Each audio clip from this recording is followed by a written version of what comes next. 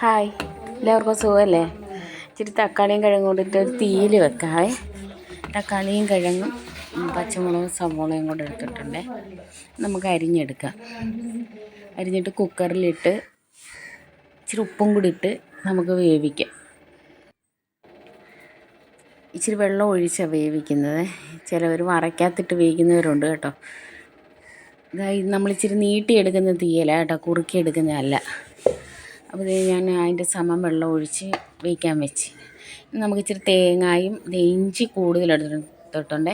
തീയലാകുമ്പോൾ നമുക്ക് ഗ്യാസിൻ്റെ പ്രശ്നം വരും. അപ്പോൾ ഇഞ്ചി ഇച്ചിരി കൂടുതലെടുത്തു. പിന്നെ ഉള്ളി ആയിട്ട് ഇച്ചിരി പെരിഞ്ചീരകവും കൂടെ എടുത്തിട്ടുണ്ട്. അതും കൂടി ഇട്ട് നമുക്കൊന്ന് വറുത്തെടുക്കാം. ഇച്ചിരി വെളിച്ചെണ്ണ, ഒരു സ്പൂൺ വെളിച്ചെണ്ണയും കൂടെ ഒഴിച്ചിട്ട് നമുക്കതൊന്ന് വറുത്തെടുക്കാം.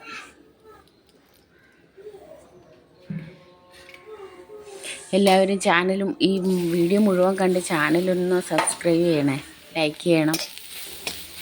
വീഡിയോ ഇഷ്ടപ്പെട്ട നമുക്കത് വറുത്ത് പകുതി ഇതായിട്ട് വന്നിട്ടുണ്ട് കേട്ടോ, പകുതി മൂത്തിട്ടുണ്ട്. ഇനി നമുക്ക് ഇച്ചിരി വേപ്പിലയും കൂടി ഇട്ട് ഒന്നുകൂടെ ഒന്ന് മൂപ്പിച്ചെടുക്കാം. ഇനി നമുക്ക് ഇച്ചിരി പൊടികൾ ചേർക്കാം. ഞാൻ സ്റ്റൗ ഓഫ് ചെയ്ത് കേട്ടോ, അല്ലെങ്കിൽ പൊടി കരിഞ്ഞു പോകും. നമുക്കൊരു ഒരു സ്പൂൺ മുളക് പൊടിയും പിന്നെ ഇച്ചിരി മഞ്ഞൾപ്പൊടിയും പിന്നെ കുറച്ച് മല്ലിപ്പൊടിയും കൂടെ ചേർക്കാവേ. ഉലുവാപ്പൊടി ചേർക്കുന്നവരുണ്ട്, നമുക്ക് ഉലുവ വറയിലിട്ട് പൊട്ടിക്കാം. അപ്പോൾ ഇതിൻ്റെ പച്ചമണം മാറുന്ന വരെ നമുക്കൊന്ന് ഇളക്കിയിട്ട് അതിൻ്റെ ചൂട് പോയിട്ട് നമുക്ക് മിക്സിയിലിട്ട് വെള്ളം ഒഴിച്ച് അരച്ചെടുക്കാം. വെള്ളം ഒഴിച്ചാൽ ആദ്യം നമ്മൾ പൊടിച്ചെടുത്തിട്ട് പിന്നെ ഇച്ചിരി വെള്ളം ഒഴിച്ച് അരച്ചെടുക്കാം. ഞാൻ പറഞ്ഞില്ലേ, കുറുക്കിയെടുക്കുന്ന തീയിലാകുമ്പം വെള്ളം ഒഴിക്കാതെയാണ് അരച്ചെടുക്കുന്നത് കേട്ടോ. ഞാൻ ഇതിന് മുമ്പ് അങ്ങനെ ഒരു തേയിലിൻ്റെ വീഡിയോ ഇട്ടിട്ടുണ്ട്. ഇച്ചിരി നീട്ടിയെടുക്കുന്നതാണ് കേട്ടോ, ഒഴിച്ച് കറി പോലെ നമുക്ക് എടുക്കാൻ പറ്റുന്ന ഒരു തീയൽ.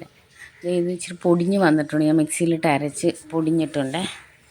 അപ്പോൾ നമുക്കിനി കുറച്ച് വെള്ളവും കൂടെ ഒഴിക്കുമ്പോൾ നല്ല വെണ്ണ പോലെ അരഞ്ഞ് വരുവേ.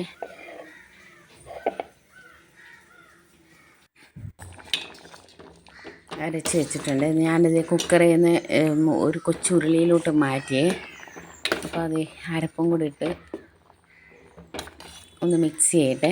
അപ്പോൾ ആവശ്യത്തിന് ഇത് ശരിക്കും കുറുകും കേട്ടോ ഈ കറി. അങ്ങനെ നമ്മുടെ ഈ കിഴങ്ങും കൂടെ ഇട്ടുകൊണ്ട് കുറുകും. ആവശ്യത്തിന് വെള്ളം ഒഴിച്ച് ഇതാകട്ടെ. പിന്നെ പുളി, ഞാൻ തക്കാളിയല്ലേ, അപ്പോൾ പുളിയുടെ ആവശ്യം വരത്തില്ല. എന്നാലും നമ്മൾ ഒരിച്ചിരി ഈ പിഴുപുളി ഒഴിക്കുമ്പോൾ അതിൻ്റെ ഒരു പ്രത്യേക ഒരു ടേസ്റ്റ്. ഞാനൊരു സ്പൂൺ പിഴുപുളിയും കൂടെ ചേർക്കുന്നുണ്ട് കേട്ടോ. നല്ല കറക്റ്റ് അതിൻ്റെ ഒരു പുളി നമുക്കത് കിട്ടത്തുള്ളൂ, കറിയുടേതായിട്ടുള്ള പുളി. ഒരു സ്പൂൺ പിഴുപുളിയും കൂടെ ചേർത്ത് ആവശ്യത്തിന് ഉപ്പും കൂടി ഇട്ട്, ഉപ്പിൻ്റെ കുറവുണ്ടായിരുന്നേ, അപ്പോൾ ഞാൻ കുറച്ച് ഉപ്പും കൂടി ഇട്ടിട്ടുണ്ടേ. അപ്പോൾ അതിരുന്ന് തിളച്ച് എണ്ണ തെളിയട്ടെ. ചെറിയ രീതിയിൽ എണ്ണ തെളിഞ്ഞ് വരണേ. അപ്പോൾ പിന്നെ ഇന്ന് നമുക്ക് വറ പൊട്ടിക്കാം. എണ്ണ ഒഴിച്ചിട്ട് വെളിച്ചെണ്ണയാണേ, ഇച്ചിരി കടുവും കൂടി ഇട്ട് ഇച്ചിരി ഉലുവായും കൂടി ഇട്ട് പൊട്ടിക്കാം. നമുക്ക് ഉലുവായും കൂടി ഇട്ടിട്ടുണ്ടേ. അപ്പോൾ ഇച്ചിരി ഉള്ളിയും കൂടെ അരിഞ്ഞിട്ട്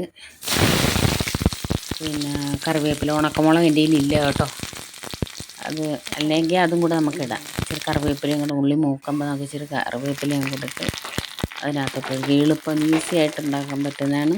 വെറും 2 ചേരുവ വെച്ചുള്ളൊരു തീയലാണ്. കിഴങ്ങും തക്കാളിയൊക്കെ എല്ലാവരും വീട്ടിൽ സ്ഥിരം കാണുന്നതല്ലേ. നമുക്ക് കറിയൊന്നും ഇല്ലാത്തപ്പോൾ പെട്ടെന്നൊരു കറി ഉണ്ടാക്കാൻ പറ്റുന്നതാണ്.